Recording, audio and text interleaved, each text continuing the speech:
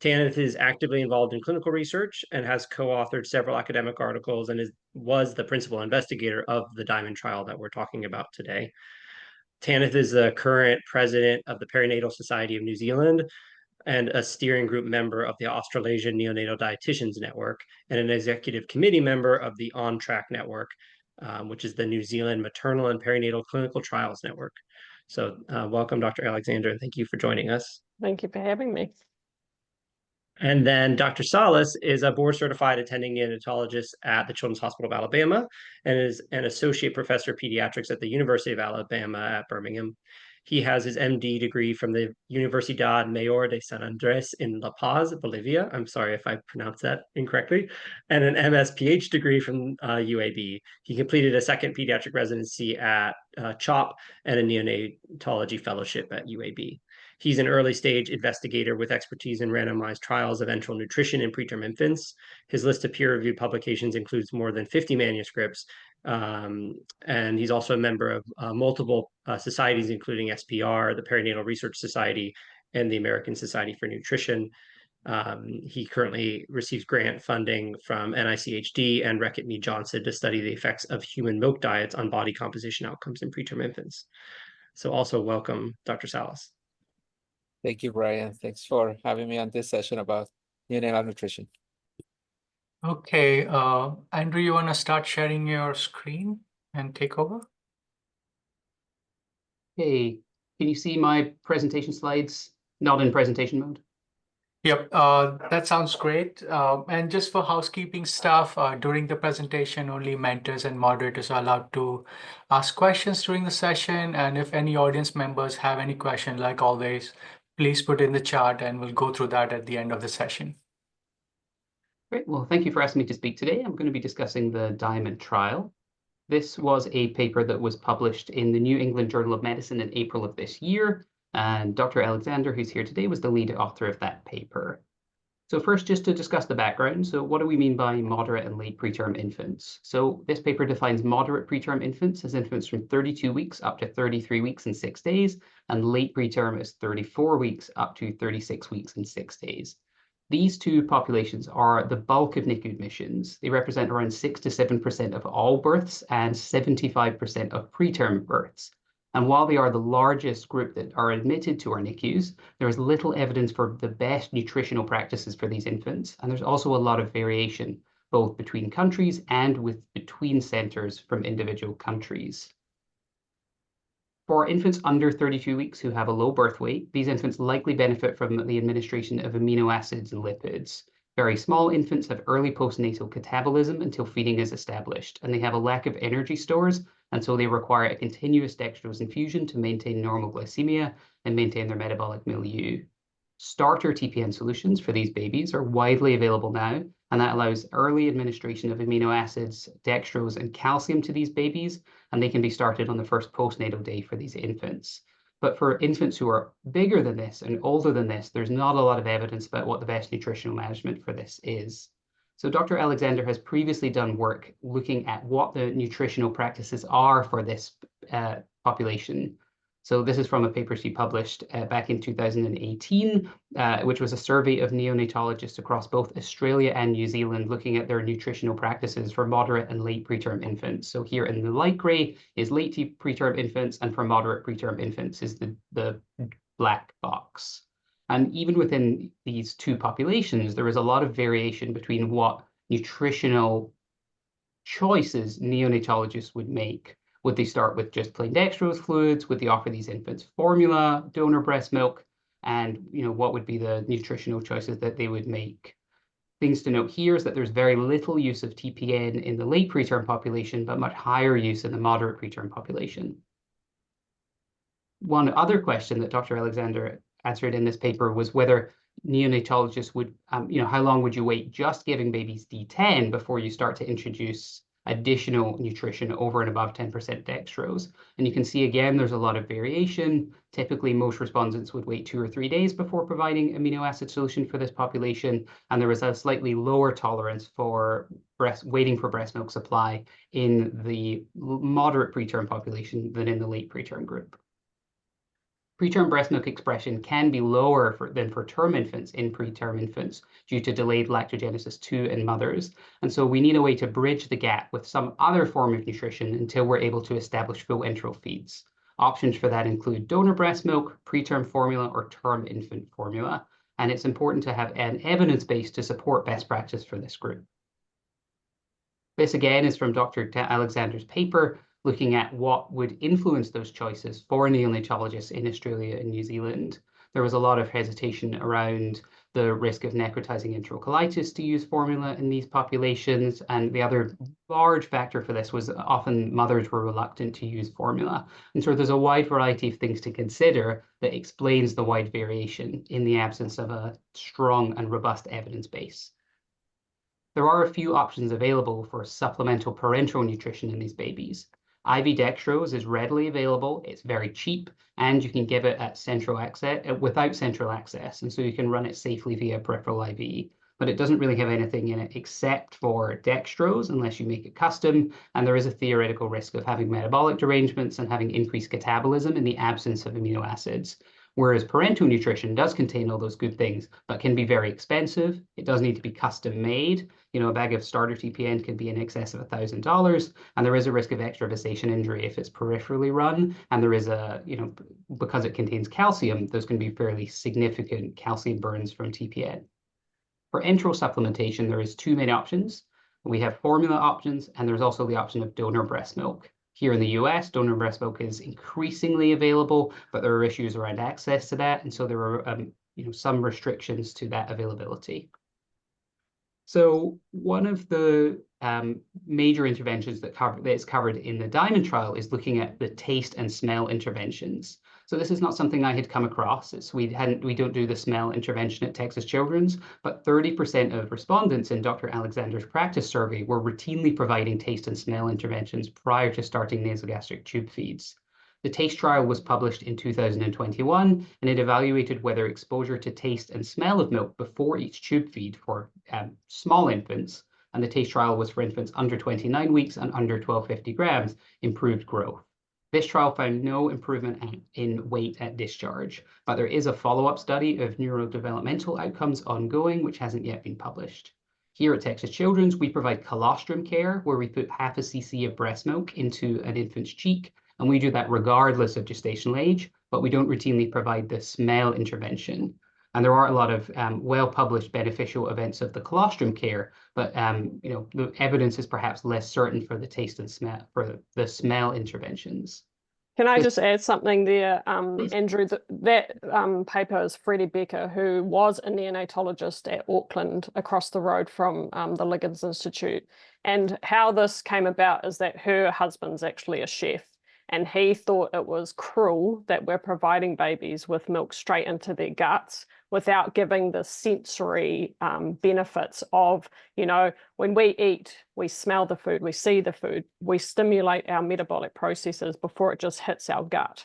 And so that's how this concept kind of came about, and she helped us actually write the protocol as well. Thank you, that's very interesting. Yeah. With that, Dr. Salas, can you comment on it's a very good reason to give the test and smell. So how is the practice, according to your knowledge, in the rest of the world, in US and maybe in Europe, about taste trials before feeds? I think, as Andrew pointed out, the use of colostrum is probably the only way we have now to introduce a bit of taste and smell, but I think it's, as far as I know, it's no routine practice in most places in the States and South America either. I've never heard that before. So it was interesting to see that as one of the factorial arms in the trial. But as pointed out, and I'm sure Andrew's going to cover this at some point, it's just exposure time, right? So how long can we sustain the interventions to actually detect an effect? I think, that's probably something that we're going to talk about later on, but yeah, it's an interesting concept. I think there's more into that now. We don't really know about the taste of milk and how that changes over time as well. We use a lot of stored milk for feeding. What about fresh versus frozen milk? Does that affect the taste of it? I think, yeah, those are important questions to consider, especially as we're working on oral feeding, right? So, and I'm not talking about this particular study population, but when you think about a 24, 25 weeker that has been in the NICU for 3 months in average, and now had liters of milk stored, and then you're about to transition to oral feeding, and then you want to use that old milk versus fresh, I think that is probably the next frontier in terms of seeing if fresh milk with the better taste could actually impact early establishment of oral feeding. I think that's something that I actually thought about when I read this trial. Okay. Andrew, you can continue. Great. So there was a 2024 Cochrane review of the practice of taste and smell exposure that included 8 studies, and it found that really there was little to no effect on time to reach full sucking feeds or time to reach full enteral feeds. And really the conclusion of the Cochrane paper was that there was no adverse outcomes for the practice, but no real significant benefit from the existing evidence. And I think this paper adds a new dimension to that. So to move on to the paper we're talking about today, the Diamond trial, I'm going to cover the protocol that they used. And I've just broken it down based on the PICO question. So the population they looked at was moderate and late preterm infants. And these infants had to be in the NICU. They had to have an IV that was already established for clinical reasons. So they weren't placing IVs to do this trial. And mom had to intend to breastfeed. It was a factorial design trial. I'll talk a lot more about that later because I think that's super interesting. And they had 3 arms, TPN versus IV dextrose, exclusive breast milk versus supplementing with something else, and then the taste and smell exposure versus providing no exposure. And then they had varied outcomes based on their intervention. For the TPN and the exclusive breast milk versus supplementing, they looked at the body fat percentage at 4 months, corrected gestational age, and for the taste and smell, they were looking at the time to full enteral feeds. And the timing of that was from birth to 4 months of age. Babies were included if they were born at the correct gestational age at one of 5 centres across New Zealand, if they had an IV established for other reasons. So that would be things like having maternal chorioamnionitis exposure, needing IV antibiotics, and the mothers had to intend to breastfeed. And if they didn't meet these criteria, they were not included. Infants were excluded if they had a known chromosomal or genetic abnormality or any congenital disorder that affected growth, body composition, or neurodevelopmental outcomes. They were also excluded if a specific mode of nutrition was indicated for that particular infant. They randomized infants within 24 hours of birth. Infants were assigned on a 1-to-1 ratio to one of 8 possible combinations. Families and the clinical staff were not blinded, but the outcome assessors and the statisticians were blinded to the group assignment when looking at the results of the trial. So this is the factorial design. They had 8 different permutations. So infants were exposed to, half the infants were exposed to each of the interventions. So as you can see here, half had parental nutrition and half did not. Whereas, but they were exposed in different combinations. So I thought this might be a good time for Dr. Alexander to talk about what the choice to make this a factorial study design. And then after I can talk a little bit in general terms about what I've found from reading about the advantages and the difficulties of running a factorial trial.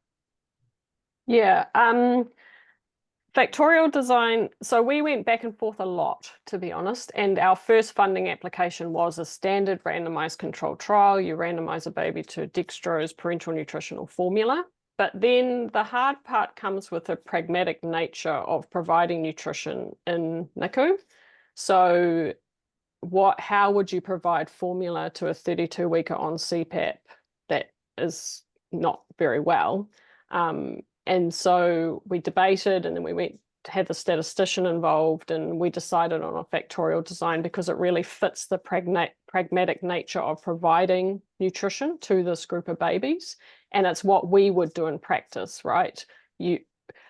The nutrition provided to moderate to late preterm is at random, depending on what clinician admits the baby and what their choice is. And some choose IVN or parenteral nutrition, and some choose dextrose. Some are happy with formula, some aren't. So it really modeled what we are currently doing in the NICU, but provided a randomization way. And it was quite a complex trial to explain to parents, but it did work in practice because of its pragmatic nature. Can you share also, with us? Go ahead, Brian. Yeah, I'm curious because you were mentioning your first funding cycle. You're describing their initial design.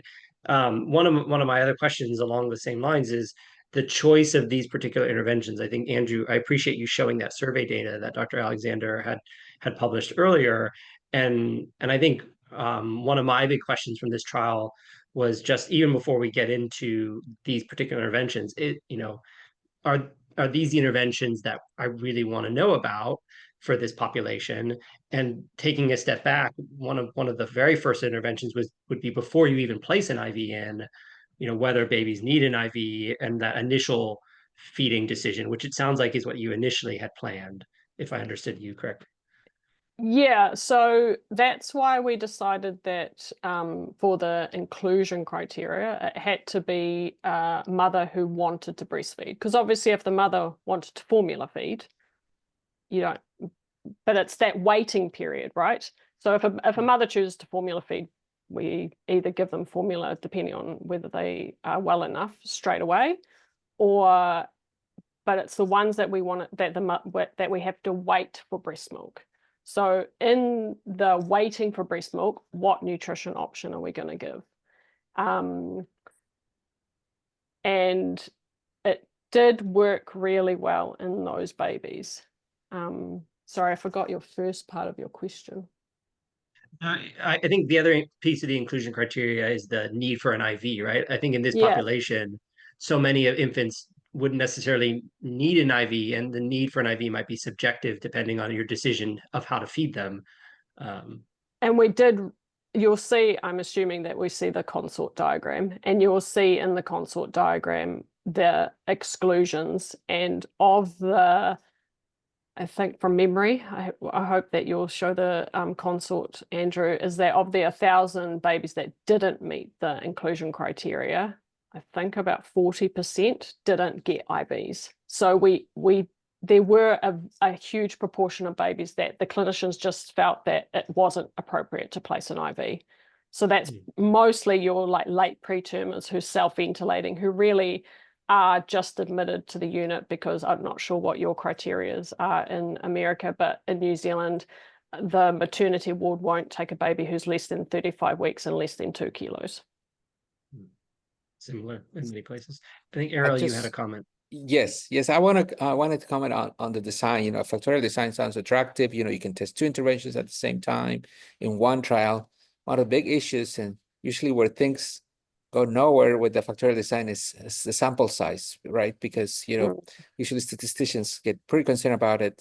So I was wondering if you could share with us some of the discussions that happen back and forth in terms of how would that impact sample size and duration of the study, which as an investigator sometimes is critical, or you compromise on effect and things like that. So I was wondering if you could tell us a bit more about it. Again, for us, whenever I thought about the factorial design, it's always the issue about how do you increase the sample size and then make some assumptions, right? Because eventually you think that there's an additive effect between the 2 interventions, or maybe a multiplicative effect, or exponential effect, when you combine 2, and that seems pretty complex in terms of sample size calculation. And yeah, I think it would be important for the audience to hear a bit more about what the factorial design is really entitled. Yeah, so for a factorial design, it is complex, and we definitely needed the statistician. You have to choose a sample size that's big enough to detect all the primary outcomes. So I'm assuming, Andrew, you cover this because you said you're going to cover factorial design. So although we only needed 280 babies for the primary outcome that we chose for parenteral nutrition and milk supplement, we needed 480 babies to detect the difference that we were looking for the taste and smell. So, and that sample size has to take into account the co-interventions from the conditions. So it is complex, but we did get the sample size that we required. So it is possible, and it just works well, a factorial design in nutrition. We managed to do it. It was hard work, and it was a long time, but we did it. I think maybe that is one of the benefits of this population, since, as Andrew pointed out, it's a much larger proportion of patients in our NICU. So, the eligible population is larger than, Ariel, you've done some great trials in extremely preterm infants, but we have far fewer of those and potentially harder to enroll. So it's the right population and the right design. Andrew, why don't you keep going? Because you're going to talk, you said, about a bit more about factorial. Yeah, so I hadn't really come across a lot of factorial design papers, so I did a bit of digging into the background and the advantages. So essentially, it's a very complicated way of running a study that lets you look at multiple different questions at once, either 2 or 3, or rarely even more than that. So there are a few advantages to running factorial designs. Firstly, you can isolate confounding factors by separating out different interventions. Secondly, you're able to assess whether there's an interaction between different treatments in a way that you couldn't if they're addressed in separate studies. It does allow you to address multiple questions using the same study population. You're sort of enrolling people for 3 trials at once, but only having to consent them for 1. Though, as Dr. Alexander said, it's can be difficult to explain those interventions. And there also can be statistically powerful because you can assess multiple interventions with fewer patients than would be required for enrolling babies in 2 separate clinical trials. The main disadvantages that I found online is that it's very complex to run such a trial. And because there is multiple interventions, there is a higher possibility of patients crossing over between groups, which can make the analysis pretty complicated. As Dr. Alexander alluded to, it works very well for nutritional trials. The problem with factorial design is that if you have 2 interventions that are mutually incompatible with each other, you can't use a factorial design. So for example, if you were a surgeon and you were testing 2 different surgical approaches, you have to either do one or the other, and you couldn't test those within the same design. Whereas what I think is nice about this paper is you're either deciding between TPN and dextrose, between exclusive breast milk and supplementing, and between the taste and smell, none of which have a significant overlap and none of which are mutually exclusive to each other. So the interventions provided, just to go into a little bit more detail, the first intervention was looking at an amino acid solution versus plain dextrose solution without IV additional amino acids. According to the protocol of the paper, they administered the IV amino acid solution according to local hospital practice, and it was given either by peripheral or by central line. These infants could also receive supplementary fluid on top of that amino acid solution, whereas infants in the control group received no protein or lipids. Lipids were given at the clinician's discretion in the amino acid group, and they didn't provide specific guidance, but I'll go into later, that didn't end up making a significant difference to the calorie or protein content or that the infants received in the study, and so that's unlikely to be a significant compounding factor. As per in the original protocol, they continued the randomized IV fluids until full enteral feedings were established for babies. The second intervention was doing either exclusive maternal breast milk versus giving either supplemental donor breast milk or formula. The third intervention was the taste and smell intervention. So the taste intervention consisted of placing 0.2 cc's of milk, which was syringed into the infant's mouth, and the smell intervention involved taking 0.1 to 0.5 cc's of milk, placing it onto a gauze and holding it near the nose of the infant prior to giving the OG or NG feeds. These interventions, the taste and smell, were continued either until the feeding tube was removed or until the infant was discharged from the NICU, whichever came first. Their primary outcomes were different for each intervention. So for the parenteral nutrition and the milk supplement, they looked at body fat percentage at 4 months corrected gestational age. And as I mentioned before, for the taste and smell, they were looking at time to full enteral feedings, which they defined as 150 ml per kilo per day, or exclusive breastfeeding, whichever occurred first in their population. They had a lot of interesting secondary outcomes too. First, they looked at the time to removal of the nasogastric tube or discharge. They looked at the nutritional intake of babies during weeks 1 and 2, and that's very extensively covered in the supplemental data for the paper. They looked at breastfeeding status at discharge and 4 months corrected gestational age. That was assessed using a questionnaire distributed to patients. They looked at the body composition both at hospital discharge and also 4 months corrected gestational age beyond just fat. And they looked at changes in growth measurements and Z-scores from birth to discharge and from birth to 4 months corrected gestational age. I think this, something for nutritional trials is it's very good to use Z-scores for these babies because it accounts for differences in initial birth weight, and therefore it's an accurate way of measuring changes in nutritional status for babies because it accounts for them being SGA, LGA, or whatever at birth. They used, to measure their body composition, they used the P-pod device, and they also used skin fold thickness using calipers at both 4 months and at 4 months age, and that was done within 2 weeks of that time frame. I hadn't seen one of these, but this is the P-pod body composition device. The baby goes in a sort of futuristic space pod, and it is plethysmography, and it measures fat and fat-free body mass. They did a power calculation prior to conducting the study. According to their power calculation, they needed 528 infants to detect a 3% difference in fat mass and a reduction in mean time to full feeds from 10 to 7 days. And that was a sample size calculated to be powered at least 90% to detect a two-sided type 1 error of under 5%, and that allowed for a 10% loss to follow-up. They used the 3% fat mass difference, as this was the lower boundary of the 95th percent confidence interval, assuming a standard deviation of 4% for body fat in this population. They analyzed the data using an intention to treat analysis. Infants were only excluded if they were incorrectly randomized, if they withdrew consent, or if they provided no post-randomization data. They defined protocol deviations in their paper as being within the first 5 days of birth. So they had, there was a variable amount of protocol deviation depending on the intervention in the paper. They had, in the TPN group, they had 2.2% of protocol deviations and 6.1% in the exclusive IV dextrose group. The largest group of crossovers was in the exclusive breast milk group, where 32% of patients in that group received either formula or donor milk within the first 5 days. And in the taste and smell group, there was about 7% crossover, where infants were provided with the taste and smell intervention when they were not supposed to have been provided with that. They used, this is statistical analysis stuff, they used linear regression models to test the effect on the primary outcome. For the taste and smell exposure, they used Cox proportional hazards model with an adjusted hazard ratio, and they examined a test for interactions using a test for 3 interaction between the models. So this is their patient cohort. So this is first their maternal characteristics.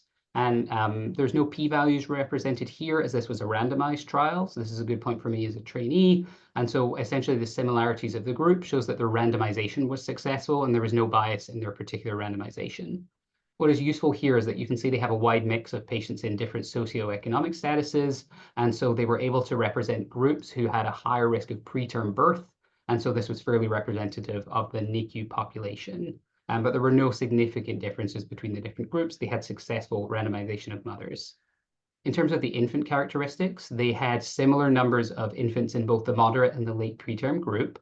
So they had slightly more moderate preterm babies than late preterm babies, perhaps due to a proclivity for having more IVs in that group. And the babies were enrolled at an average gestational age of 33.8 weeks. And between the different groups, they had no significant difference. These infants were generally pretty big. They were had an average of 2 kilograms, plus or minus 424 kilos. And so they did not have a large representation of very small babies who were extremely SGA in this group. And while they are separated here, the moderate and the late preterm groups, when they presented the results, they were combined into one group for analysis in the results. So this is their patient selection cohort diagram. I'm going to zoom in on this because I recognize it's probably a little hard to see. So this is their exclusion criteria that Dr. Alexander mentioned earlier. And of the 18, they initially screened 2,400 babies, and he had to exclude 1,800 of those babies. The majority of those were because they had no IV access. A small number of those patients were because the parents planned to formula feed and not breastfeed, which I think is, a great reason. Or the fact they had so many moms who were interested in breastfeeding is really a great thing for New Zealand and their patient population. And then they excluded patients for a few other patients for some other reasons too. So of the patients that made it into the study, they had a very good follow-up, and they were able to account for all patients in their intention to treat analysis. There were a few patients who were missing from the primary analysis of body fat percentage at 4 months, though overall they had a very good follow-up rate for this population. There were a small number of babies who were not assessed. Some babies were lost to follow-up and some were withdrawn from the study. And in order to assess these babies, they required them to have at least 3 days of valid nutrition data, and they needed to reach a minimum fluid intake for each day, which ranged from 40 ml per kilo per day on day 1 to 2, up to 120 ml per kilo per day on day 7. And so they did not assess the babies who did not meet that minimum fluid requirement. So to move I'll just stop you there. So the reason why we didn't get the follow-up rate that we had hoped is because, obviously, as usual, COVID. New Zealand was in lockdown for a significant proportion of those 2 years.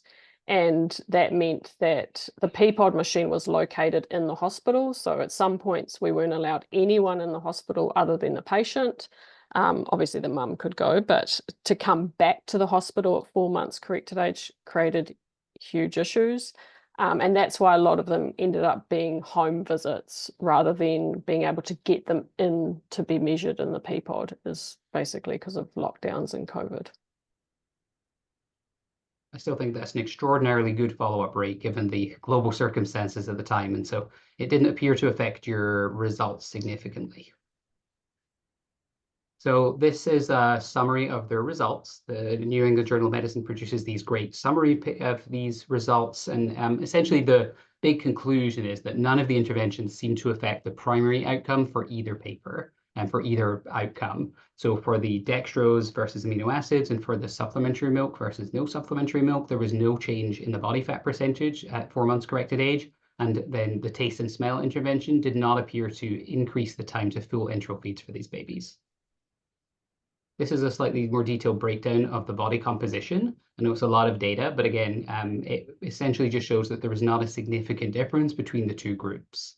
They assessed, of the babies that were assessed, they found really no major difference. Body fat, both fat and fat-free mass were both similar, and so there wasn't even a difference between those. And so, yeah, really a negative trial without a major difference for these things in this particular population. So, Dr. Salas, a question for you. Can you explain to the trainees why measuring fat mass is more important than just a regular weight gain? And why is that a future in the trials for all of future trialists in the audience? Thank you, Vera. Well, actually, I changed my mind about, the importance of body composition over time. I thought at first, my initial trials were focused on body fat as the primary outcome because I was a bit more concerned about the metabolic implications of changes in body fat. But then, as time went on, it was interesting to see that there was a shift even within our field in terms of focusing on fat-free mass gains instead of body fat. And I think that has been something controversial in recent months because truly the body fat is a bit higher in a preterm infant, but realistically, those infants tend to stay a bit longer in the NICU and they are born early, so they're exposed to diets for a bit longer than a term infant. So there's a bit of controversy around, what's the reference point for a preterm infant versus a term infant. The term infant is measured at birth, so hasn't been exposed to diets, so that body composition cannot be the referent for preterm infant that has been exposed to a diet for 4 weeks in average. So I think body fat is always, I think needs like a redefinition, but fat-free mass seems to be pretty consistent with better neurodevelopment long-term. So I think it's reasonable to go into this shift. One interesting fact about body composition, and we've been doing studies with the Peapod as well, is just this one-time measurements versus serial measurements. I think that has been, I think the limitations of the method, they need to be on supplemental oxygen, they need to be off supplemental oxygen to go in. So I was wondering if in this case there was any sort of discussion about trying to measure these infants early on, since they were a bit more stable than the traditional, extremely preterm infant. Sorry, you cut out that last bit. But I Serial assume you were measurements, saying. try to see early, like having a baseline measurement and then the outcome at 4 months of age, just to see if there was any change over time versus just the one-time measurement at 4 months. I don't know if there were any discussions about that. There were lots of discussions. This population's been a bit more stable. There were quite a few discussions about how many times we should do the Peapod. I should probably mention that we also had a few other trials going on, not trials, sorry. We had other PhD students running different projects within the Diamond trial. So we did breast milk analysis, microbiome analysis. And so we just thought that too many interventions or too many things for the parents to have to consider was just all too much. And so that we decided on the discharge PPOD and the 4 months only. But yeah, in hindsight, it would have been good to get some sequential measurements of the body composition. So the PPOD I've been hearing has been a lot being used by many institutes. So do you know if it has reached the potential to be in a clinical arena where you can base clinical judgment based on that, or still a lot more studies are required for PPOD to bring it before clinical use? I think we need more data on what nutritional changes we can make to change the PPOD outcomes and the fat-free. We know that we want more fat-free mass, but what nutritional interventions increase fat-free mass still needs work on. So I don't think it's quite ready for full clinical use. I think we still need more research. Andrew, you can continue. So this was the other outcome, the primary outcome for the taste and smell, and they also applied this to the other interventions to look at time to reach full enteral feeds. And as you can see from this, there was no significant change in time to reach full enteral feeds for any of the babies. I think what's notable for this is that almost every infant had reached full enteral feeds by 10 days. And so I think this paper is largely applicable to babies that you expect to reach full feeds quickly. There was only a very small number of babies in the trial who took longer than 10 days in any of the groups to reach full feeds. So it's I think we were quite surprised by this result because we thought that the babies that were on parenteral nutrition might take longer to reach full enteral feeds because people would be waiting longer and increasing feeds slower, perhaps. And the most surprising was the milk supplement versus mother's breast milk, because you always assume that when you're waiting for mother's breast milk and you're waiting for supply, that limits your ability to reach full enteral feeds, and that if the clinicians had the option to use a milk supplement, which in most cases in this group was formula, we don't really have donor breast milk banks and we wouldn't use it for this population anyway.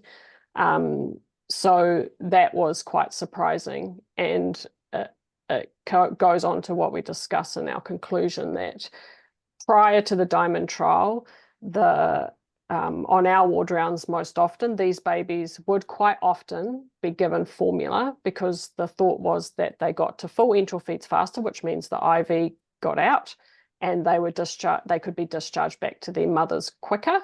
But we didn't see that in the Diamond trial by giving these babies formula. Can I ask you, Dr. Alexander, when Andrew was describing the power calculation for this outcome, it was, I think, between 7 days and 10 days. How did you guys come up with that? Because both of those numbers, this sort of average of 5 to me seems a bit more in line with at least my experience in this population, that they do get there a bit faster because people tend to advance them a bit quicker. Did you have data that 7 or 10 days was closer to what was happening, or? No, we just went by, we had quite a few neonatologists on our protocol steering group, and that was the thought process that's what they could use. There was actually no data, especially in this group of babies, which is what we struggled with. But I agree, in hindsight, we probably should have looked at more like decreasing from, I don't know, 7 to 5 days or something like that. But we had to go with what we had at the time, which was not much. I think our protocol was designed in 2016, so quite a long before much research in this group. And there's still not much research in this group. And I think it was important to recognize that, the moment you change the effect size of your intervention, so then your sample size also changes. Yeah. So I think another important consideration. Mm. Andrew. Okay. So one thing I wanted to highlight that I thought was very interesting was this table from the supplementary data. While this wasn't a primary outcome of the study, there was, I think, a notable number of extravasation injuries in the parenteral nutrition group. So in the parenteral nutrition group, they had 5 babies who had such severe intravasation injuries that they required either treatment or referral to the plastic surgery team, and they had none in the IV dextrose group. And so while that wasn't one of the outcomes of this trial, I think it does highlight one of the big disadvantages of running TPN, which is that there is such a danger to, that if extravasation does occur, it's so much more harmful if there is calcium in it than if it's just a plain D10 solution. And so I think this paper really supports trying to avoid that if it's unnecessary due to that risk. So to talk about some of the strengths, the limitations, and their conclusions of this trial. So I think the first strength is that, this was a pretty big randomized control trial, and the study was well powered to detect small differences in outcomes between the babies. And I think the other major strength is that this was a factorial design, as we discussed earlier, which allowed control for the interaction between the different interventions. They also had an extremely high follow-up rate. They assessed the primary outcome for time to full feeds in 99% of the infants, and even amongst the babies that they needed to get back into the hospital for the PPOD, they still had a very high follow-up rate. And I think that might be the story of the next few years of clinical trials, as follow-up might be lower because of COVID for things like this. But we had, a very good follow-up rate, and they were able to achieve power for their primary outcome for these babies.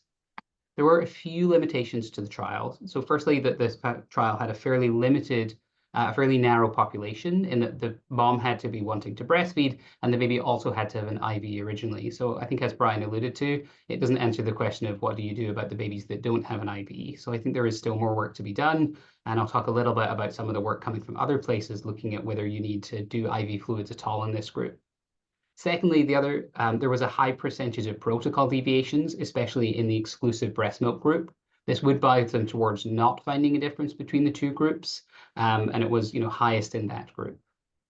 And we did do an analysis looking at what the babies actually received, or taking those babies out, and there was still no statistically significant difference, but it was a limitation. Obviously, a mother expressing her intention to breastfeed and then this occurring post delivering a preterm baby, we always knew that this was going to be an issue, and there's only so much time a clinician's willing to wait. And we did use that survey data that you presented right at the beginning to define what a protocol deviation was. So if the clinician started formula before day 5 of life, then that was deemed a protocol deviation. But if it was after day 5 of life, that was deemed just a clinical decision that was required, because obviously a baby can't stay on IV fluids forever just because of the trial. Thank you. They did not control for lipid administration, but they did address that in the supplementary data. I don't think that was a really significant thing for this paper that would have affected the outcomes. They were unblinded. It's difficult to blind as to exactly what you're giving the infant, and this may have biased clinical decision-making, though I don't think that's very likely. There was some data missing due to COVID, though overall, a very good follow-up rate. And I guess the big question for me was that what factored in the decision to, did you guys do an analysis of the late versus the moderate preterm infants as a separate group? And was there any difference when you broke it down by age of infant, or were they only analyzed as a whole cohort of patients enrolled in the study? For the statistical analysis, we stratified by gestational age, site, and sex. So it was included in the statistical model. Thank you. So I think overall, only a few minor limitations, and these results are very highly likely to be valid given the size and the design of the trial. So this is the lipid intake from the supplementary data. As you can see, that while there was a small difference in fat administration in the first week, by the second week, there was no difference in fat intake between the babies. And so it likely didn't make a big difference. In terms of addressing the loss to follow-up, one of the concerns whenever you have a loss to follow-up is there some kind of selection bias that causes some babies to not follow up, and you have to do a comparison of the two groups to make sure that this isn't influencing your results. This was also done in the supplementary data, and as you can see, there was no significant difference between the patients who did follow up versus those who didn't follow up. And so while that loss to follow-up may have slightly reduced the power of the study to detect even smaller differences, it did not bias the results of the study. So in terms of the conclusion of this, really the overall conclusion is that these interventions didn't change the body composition, and the exposure to the milk and via taste and smell interventions didn't increase the time to full enteral feeds. In terms of the implication for practice, I think really the conclusion for me is that we should could consider redirecting our focus into providing lactation support for these mothers. TPN is very expensive and doesn't appear to provide a significant nutritional benefit from these babies. And certainly when there's questions of resource limitation, perhaps it's not a worthwhile intervention for this patient who intends to breastfeed, has an IV, and who is likely to reach full feeds very quickly. Again, the smell intervention doesn't really look like it provides a lot of benefit. I know that Dr. Alexander is looking at the 2-year, you're looking at a neurodevelopmental follow-up study for this. I'll just say, yeah, that paper is about to be submitted for publication, and I can't say at the moment because we're being recorded and it will go online, but there's some interesting outcomes. I'll say that much. Look forward to seeing that. So in terms of other studies, so as I mentioned, there is the 2-year neurodevelopmental follow-up study that I'm looking forward to reading. And then in the UK, I found this very interesting Feed1 trial. And so this is a study that is enrolling currently from the University of Nottingham. This study is enrolling infants at 30, 31, and 32 weeks gestation, and they are comparing starting full milk feeds in the first 24 hours to starting gradual milk feeds along with IV fluids.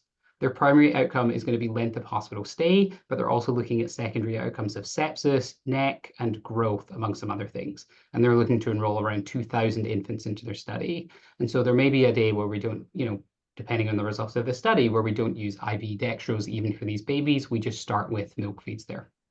There's also the GIFT trial, which is in Australia, which is looking at giving these moderate to preterm, late preterm babies donor milk as an option as well. So it'll be interesting to see some of their outcomes, and also from day one. Yep. So before we move into discussion, I'm going to launch a quick poll for the audience, and we'll go from there and we'll discuss the results. Dr. Salas, a question for you. Are you surprised by these results, and where do we go from here? Where do the future trialists should focus their efforts on? Well, I've been wondering about this issue with shorter duration of parental nutrition overall. How does that impact? How much that impact growth truly? As we get more aggressive with nutrition in the extremely preterm population, it's kind of the same effect, right? So now we're talking about only 4 to 5 days of parental nutrition versus what used to be standard of 14, 21 days of it. So as we decrease, we become more efficient in terms of delivering nutrition through the enteral source. I'm wondering what's going to happen with the effects of parental nutrition overall, not just for this moderate or late preterm population, but in general, right? So there are units nowadays that have babies that get to full feeds in 7 days or so, even in their small group, but there are groups in Germany and also in the US that can deliver enteral nutrition a bit earlier.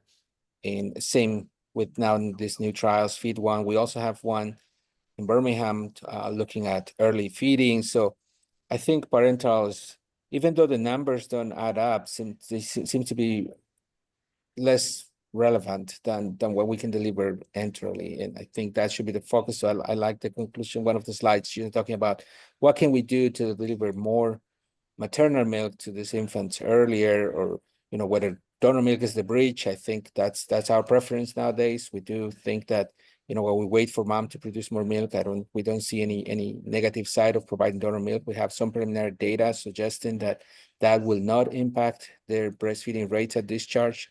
So I think donor milk now is probably a reasonable alternative to deliver more enteral nutrition earlier and sooner. I think there's data in the US, at least, that donor milk in this population, at least the 32 to 34 week, is definitely expanding more and more. Not that we have evidence, but it's just, I think it's a bit of creep as it gets more and more available.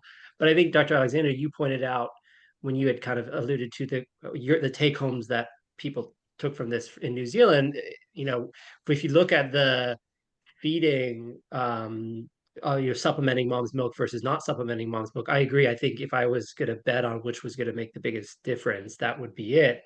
And if waiting in those with IVs, don't, because that's a generalizability issue, but if you have an IV, if waiting for mom's milk doesn't, slow you down, then that also makes me question how donor milk would be helpful either, because it would be similar. I mean, if anything, it should be similar. If you don't have to wait for formula, if you don't jump ahead and give formula, why jump ahead and give donor milk either? Just wait and let mom's milk come in, right? And that in particular, I don't know if Angie, you mentioned that the interaction analysis didn't find any significant interactions between the groups, but when you combine that group with the dextrose versus TPN group, if it doesn't matter if you're giving dextrose or TPN, and it doesn't matter whether you're supplementing mom's milk or not, then that sort of the regression to the sort of simplest intervention is give dextrose fluids, let moms pump or start feeding and increase their milk supply, and don't want to benefit from formula or donor milk. I don't know, Ariel, what do you think would be the added benefit of donor milk at that point?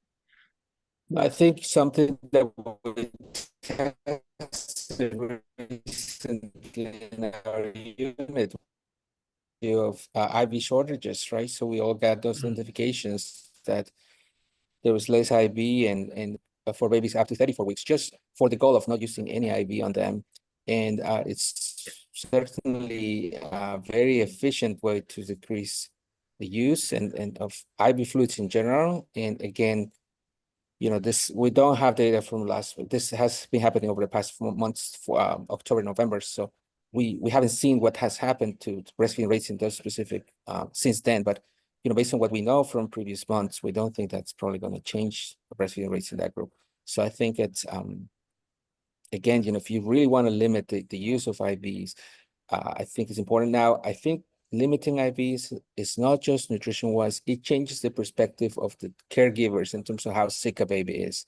When the IV is out, there's a good perception that the baby's much more stable. Everybody feels more comfortable advancing oral feeding, removing other types of support. I think, I was surprised when we looked at this outcome of removing an IV. It's more impactful. We noticed some early transitions to step-down units. All that stuff, I think, is secondary. It's not just nutrition. It's also a perception concept as well.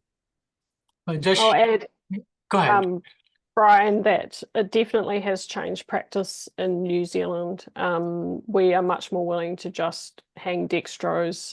There isn't this big debate about whether we should start intravenous nutrition or not. It's really hang dextrose, wait for milk, provide lactation support, and try and get breast milk as quickly as possible and get them off the IV as quickly as possible. And it seems to be going really well. I'm interested that so many of you use donor breast milk.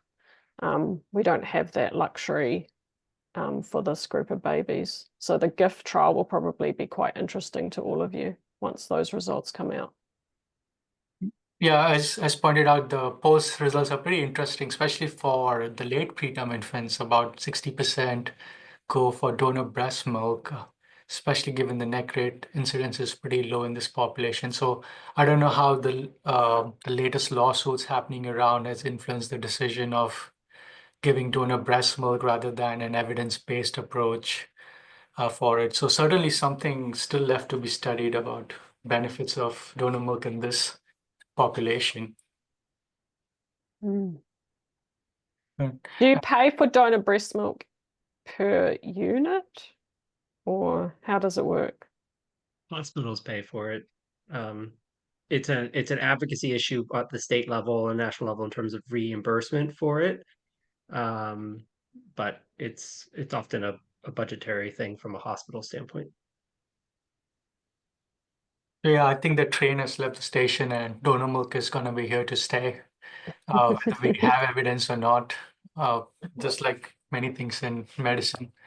So, I was going to also just say quickly that the Feed1 trial, Andrew's actually completed enrollment, so I think we should expect to see results in the next year or so. I don't think I don't think by PAS, but I think potentially later on in the year. So that should be, well, I guess next year, 2025.